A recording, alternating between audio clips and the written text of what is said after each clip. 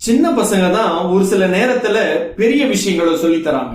ஒருத்தர் மாட்டு வண்டியில தேங்காய் எல்லாம் ஏத்திக்கிட்டு ரோட்ல போய்கிட்டே இருக்கிறாரு.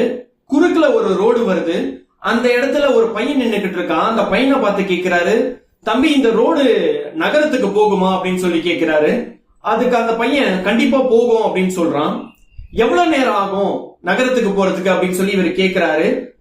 நீங்க வேகமா போனீங்கன்னா அரை மணி நேரம் ஆகும், இதே நீங்க மெதுவா போனீங்கன்னா 5 நிமிஷத்துல போயிடலாம் அப்படின்னு சொல்லி சொல்றான். இவர் ஒரு மாதிரி விழி பிதுங்கி நிக்கிறாரு. இவன் நம்மள கலாய்க்கிறானா அப்படின்னு சொல்லிட்டு யோசிக்கிறாரு.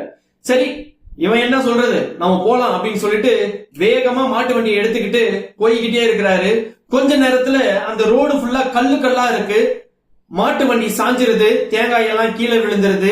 அதுக்கப்புறம் திரும்ப இவர் இறங்கி தேங்காய் எல்லாம் எடுத்து வச்சு மாட்டு வண்டியை நேரா நிக்க வச்சு திரும்பவும் போறாரு.